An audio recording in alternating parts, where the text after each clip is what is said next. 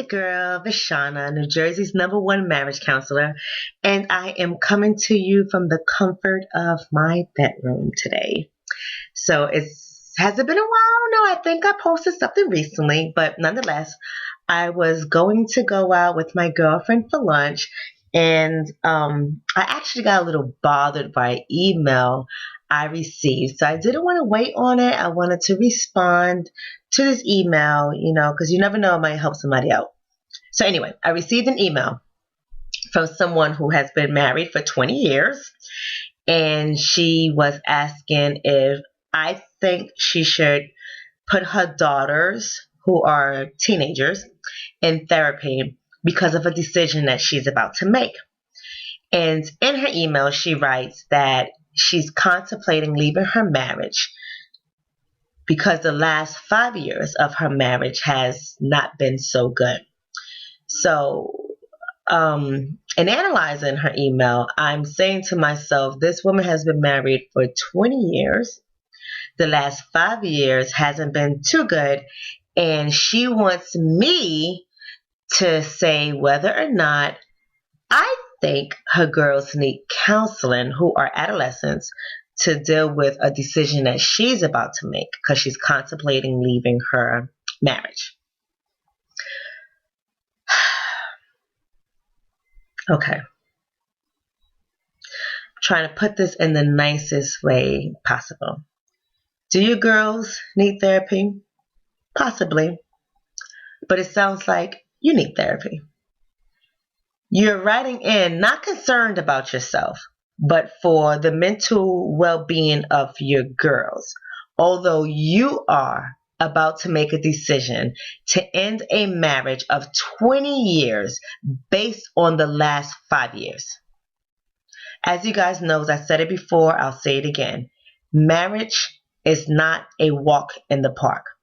You have to work marriage daily. There are going to be a lot of ups and downs and disappointments. Okay. And just because it's not going your way or it's difficult for you to get through it, it doesn't mean you simply throw in the towel. This is not someone who has stated they are abused. This is not someone who has stated that their husband is an alcoholic or a derelict or whatever the case is. This is not someone who has stated that there is serial infidelity in a relationship.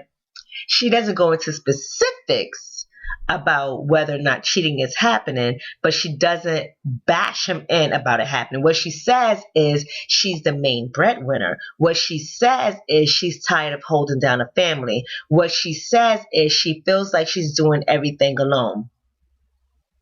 For how long? How long did you feel this way? If you felt like this the whole 20 years of your marriage, this is the person you married. Okay? But I don't know that because you didn't specify it. What I do know is you need to get into therapy.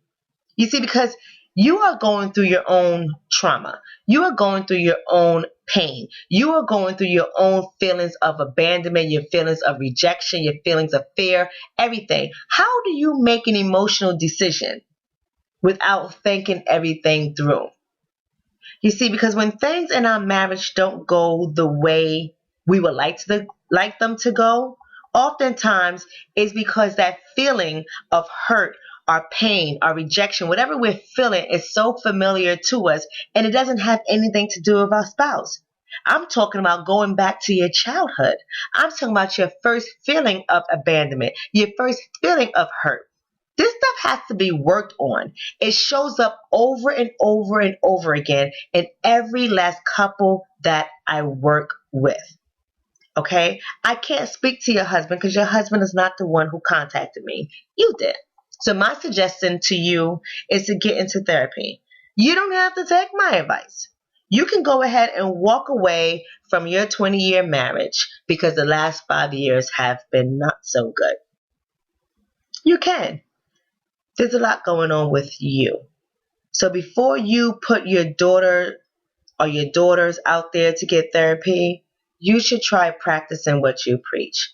You should go into counseling. You should speak to somebody. You should exhaust every possibility before you make a lifelong decision such as divorce. If you haven't exhausted all options, you're not ready for divorce. If you haven't done everything you can and have given your marriage 200%, you're not ready for divorce. It's easy to walk away. Why don't you try something more challenging, like working through it? That's my advice to you. So until next time, I thank you guys for tuning in. I hope to see you again, and welcome to my bedroom.